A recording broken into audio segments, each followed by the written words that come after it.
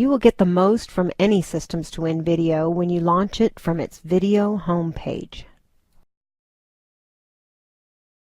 The value of being able to insert a sheet into any other workbook is pretty self-explanatory. But if you're still using charting software that requires you to regenerate the chart every time that your data changes, then you're going to want to be sure to stick around to the end of this video where we teach you how to insert charts that instantly update as your data changes. Let's start with the basics. When you have the Systems to Win add-in installed, you'll see the Systems to Win tab up here. Let's select it. And first, let's select this button called Systems to Win Templates. That opens a window where you can scroll to view and open any of your 150 plus Systems to Win templates. Or if you have the trial version, the couple dozen trial and shareware templates. Let's select this analysis template, which will open a standalone Excel workbook. And each workbook will consist of multiple worksheets, or in other languages they're always just called sheets, so that's what we're going to call them. So it will always open to the help sheet that contains help for how to use any template, and then the sample sheet will show you some helpful sample data of what a finished document might look like. But you don't do your real work on the sample sheet. When you're ready, you click the Systems to Win tab, and then when you click the button to open a blank sheet, notice that where there had been 3 sheets, and now there's 4. And that's the sheet where you will do your real work. So that's how things work when you want to open a template that is a standalone workbook, which is completely different from what we're about to teach you next, which is how to insert a sheet into any other workbook. So to do that, let's start by clicking the File tab button, and let's open a new blank workbook. In other words, this is not a Systems to Win template, this is any Excel workbook. So your Systems to Win tab is still there when you're working in any Excel workbook. And this time, instead of clicking the Systems to Win Templates button to open a new workbook, we're going to stay in the workbook that we currently have open, in this case a blank one, and this time we're going to select this button to Insert Sheet. And then in the sub-menu, we can choose which type of sheet we want to insert into the current workbook. Perhaps we want to insert a sheet for approvals, or an action list, or a to-do list, or change management, or results audit. Or maybe we want a cross-training matrix, or a TWI job breakdown sheet, or some kind of a checklist related to the current workbook. Perhaps most commonly, we want to insert a sheet to improve the process in some way. For our example, let's insert a process analysis sheet. It asks, do you want to copy this sheet to your workbook? We answer yes. And now there it is. There's a new process analysis sheet, but this time instead of being in its own standalone workbook, it is inside the workbook that we already had open. And notice that it didn't just insert the analysis sheet, it also inserted another sheet called the DV sheet, which contains the data for any data validation drop-down lists that might be associated with the inserted worksheet. Not all worksheets have drop-down lists, but if they do, then that sheet needs its associated DV sheet. It's okay to hide a DV sheet if you don't want your users to see it, but never delete a DV sheet. And then you can insert as many different types of sheets as you want into a single workbook. Now, if you have the trial version, then none of the templates in the improvement or training sections are available in the trial version for insert sheet. Now, some of those templates are available with a 60-day trial, as a standalone workbook. But to insert sheet, you need to buy the software. But some of the leadership templates are actually shareware with no time expiration, and those you can play with in the trial version to see how insert sheet works. So in this same workbook, let's also add another sheet for a results audit. And again, we click yes, we want to copy this sheet to our workbook. And now, in addition to any sheets that were already there, our workbook now has both an analysis sheet and now it has an audit sheet. And notice that there are different drop-down lists associated with this worksheet.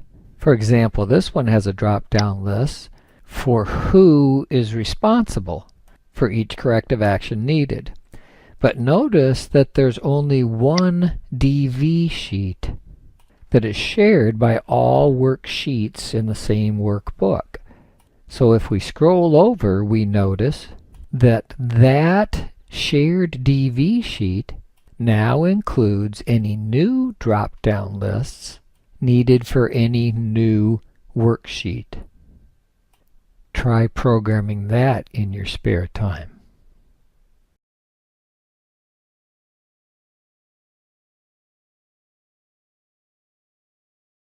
Now, if your workbook was created from one of your many Systems to Win templates, then when you insert a sheet, let's say that we want to insert a more sophisticated takt time calculator into this value stream map, then your Translations and Substitutions button will correctly change the translation for every sheet in the workbook, including any sheets that you inserted. Now obviously that won't work if you inserted a sheet into a non-Systems to Win workbook to begin with. So you would need to choose your desired language before inserting it to a non-Systems to Win workbook. And one final tip is that if you are inserting your sheet into a workbook that was created from an older Systems to Win template, then some phrases might be missing on the newer sheet. And then what you would see is a #NA error like this. And there are two optional ways to fix that. One is to migrate your data from your old working document to a workbook created with the new version of your new template.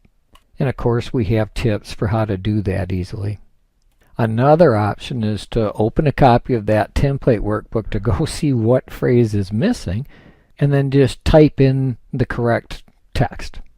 If the sheet happens to be protected, like this one is, then click the Unprotect button in your Systems to Win menu.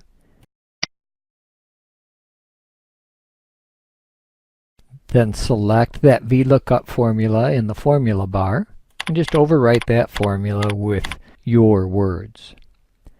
And if you unprotected it, be sure to reprotect the sheet. And one final tip is that when you insert sheet, it will have the pop-up help and the links to the online training, but it won't have the sample sheet. So especially when you're new to a tool, it's a good idea to open up the standalone workbook just so that you can study that sample data on the sample sheet until you become comfortable with that new tool.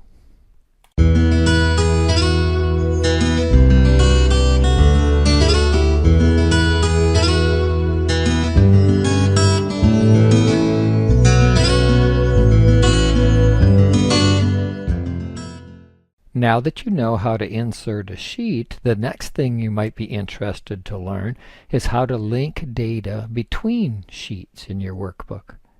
This can be particularly interesting if the sheet that you're inserting happens to be a histogram, Pareto chart, run chart, or a scatter plot.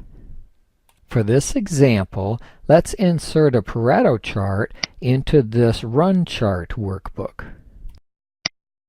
And let's just change this title real quick. And let's just give our axis title some unit of measure. Remember, the Pareto chart has its own training video, where among other things you will learn how to use this drop-down list to choose whether your source data is horizontal or vertical. Now, the only reason we chose a Run Chart to begin with is because it has good sample data to play with. As you already know, we could have inserted a Pareto chart into any workbook. Let's select these two columns of sample labels and data, and then use Control-C to copy that range of data. And then let's go back to the Pareto tab, where we right-click the cell in the upper left corner of where we want to paste, and choose Paste Special. Then left-click the Paste Link button. And there you go. Let's collapse this ribbon so that we can see more of our chart area. And notice that our pasted data is now almost the same as our source data. When I say almost, what I mean is that in our source data, these cells are blank. And in our linked data, those cells are zeros. Zeros and blanks have very different effects on a chart in Excel. So to fix that, you go to your Systems to Win menu, More button, and then select Link Cells. And then the dialog will explain that within the range that you've selected, this will alter the formulas for those linked values to correctly handle blank values. And now blank cells are correctly blank, and if there were any zero values, they would be correctly still zero. Now, if you want to have your chart on the same sheet with the source data, then you might want to select the outer edge of the chart, use Control-C to copy the chart, then go to the sheet that has your source data, which again would almost never be a sample sheet. We're just using that because it had convenient sample data. And select the cell where you want to paste it. Then use Control-V or your favorite way of pasting. Then maybe resize it. And maybe move it using everything you know about familiar Microsoft Excel. And notice that if we select a cell in our source data and change it, maybe we want a better chart label, then notice that the label on our chart instantly changed. And if we change data, your chart instantly changes. That's a feature I've never seen in any competing software. If that's a feature that's interesting to you, then your next step is to try it. See if some of these tools might help you to continuously improve your systems for continuous improvement.